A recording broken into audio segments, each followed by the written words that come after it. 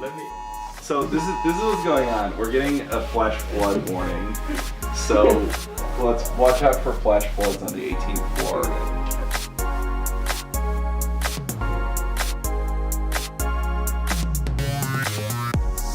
Welcome back to UpwardBound, the channel where we talk about topics related to young professionals and people in their 20s.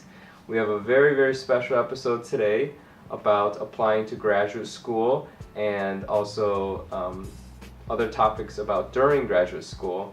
So we have a special guest, John. He's a great friend of mine who is currently a PhD student at Harvard. So welcome. Thank you so much for joining. Thank you very much for having me. Okay, so the topic today I wanted to discuss is applying to graduate school and also other advice for current graduate school students. And I want to focus the scope in terms of the science. Maybe let's start chronologically. So a lot of people in undergrad are interested in the sciences. Some might consider applying to graduate school. So for those individuals, what are some general rules of advice for things to do during undergrad to prepare yourself? Well, I think what's most important is finding something that you're really interested in. A PhD, obviously, it takes a very long period of time, and you have to be completely 100% dedicated to it during that time. So that means you need to find an area of science, a research question or general area that really fascinates you and that you're really excited about.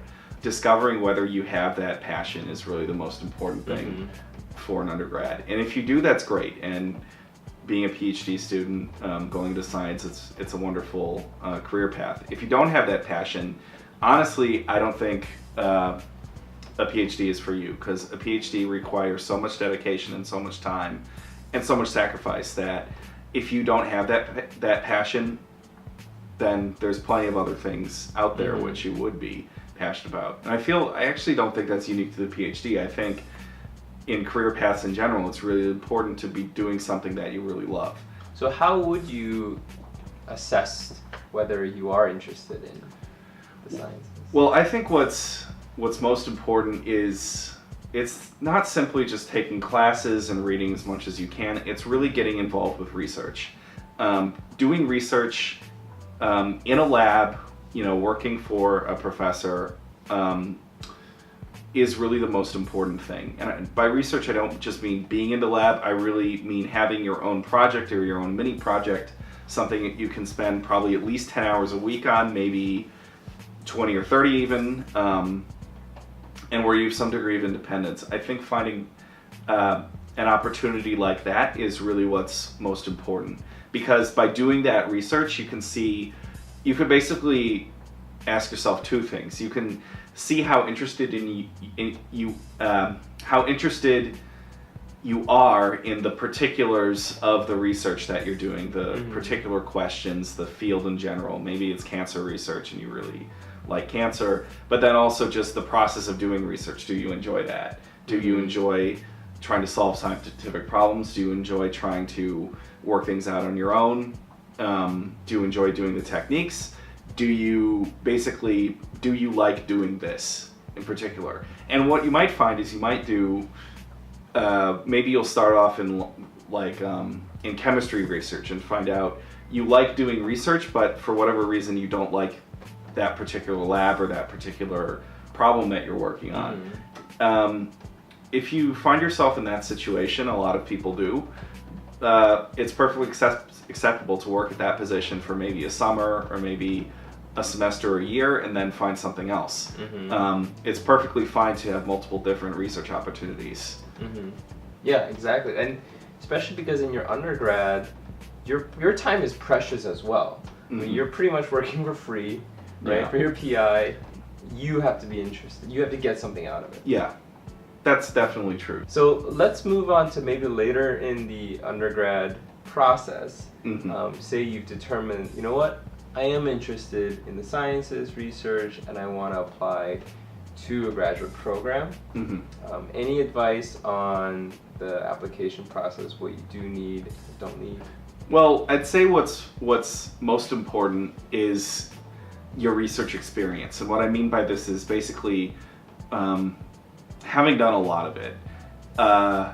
It doesn't really matter whether you've done a lot of little research experiences, like worked for 3 summers and a year in different labs, or if you've just done a big period of time, like 2 or 3 years in one lab. Maybe you find a lab in sophomore year during college that you really like and you just work in it.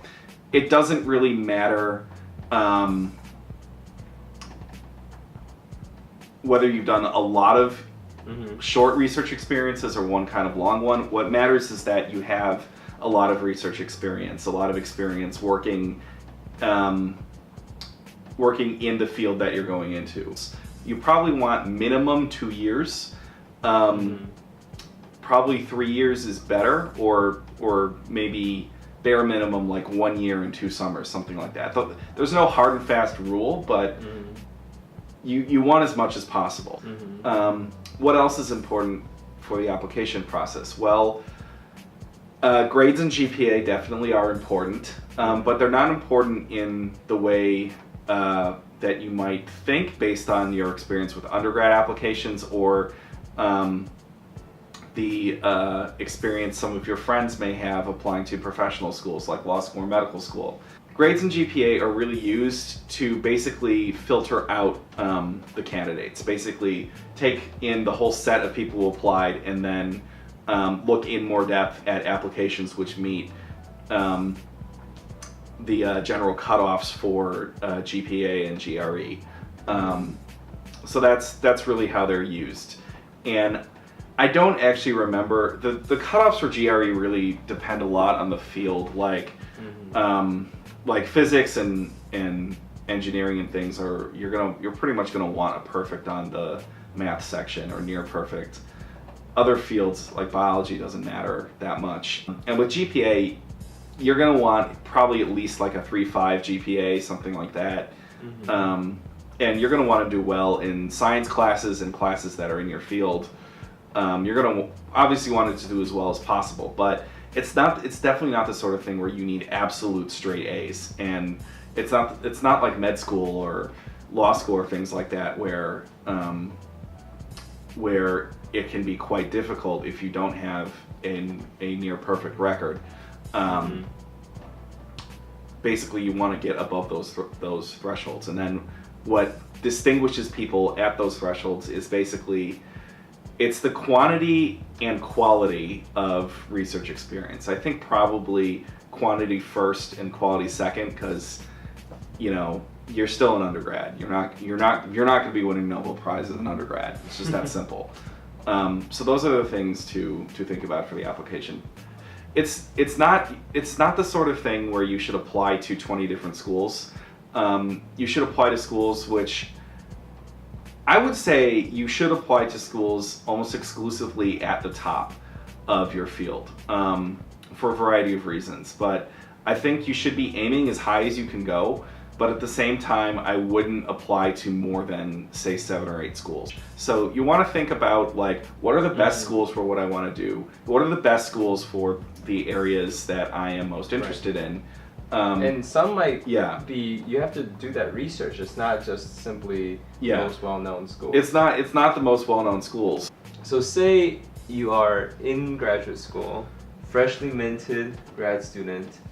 What do you focus on in the first, say, few years? Well, so pretty much regardless of what field of science you're in, your first year, maybe 2 years, you're going to be taking classes. So that's going to be the focus, getting through the coursework, getting to the qualifying exam. In my field and in a lot of other fields, it's also basically figuring out who your advisor is going to be, what lab are you going to work in. So in my program and in most of life science, in the first year you're taking classes and you're doing rotations. And those, at the end of the year, after you've done 2 or 3 or 4 rotations, you join a lab. In other areas of science, again, I'm not studying them, so I'm not super familiar with how they work. I think you actually have to have a better sense of who your advisor will be earlier on.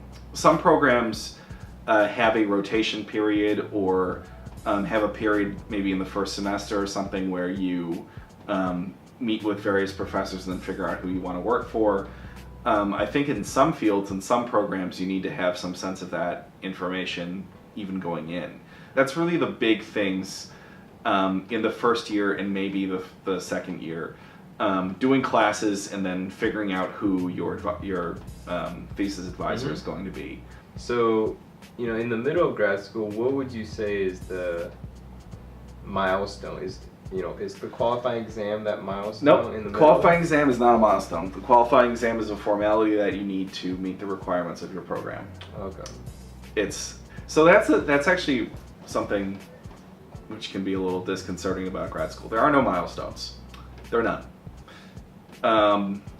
The only milestones there really are graduating and then publishing papers. But publishing papers and graduating in many programs are not necessarily linked one-to-one. They're not different. They're not the same thing. So that's actually something which can really, really be, it's very different from being an undergrad, in which it's like you turn sophomore year ends and then junior year begins and there's report cards and there's final exams. That's over. There are no milestones until you finish or until you publish a paper. What does that second half of graduate school look like? The second half of graduate school, again, because there really aren't any milestones, it's hard to say, and then it becomes pretty personal. And by personal, I mean it's like, I'd say the big decision that you have to make in the first or second year of grad school is, are you going to continue doing science? And this is something that you have to think about very, very carefully. And the reason is, given the funding situation in all the sciences, and given the availability of faculty jobs, and just given the way things are structured, most people who do a PhD will not stay in academic science. They won't. And if you basically at the second part of the PhD, you have to figure out whether you're going to stay in for the next step or not. And the decisions you make will be very different depending on which track you're going to pursue. If you're staying in academia, your number one focus is on generating publications. That's simple. It's generating the most publications and the best publications. That's your goal.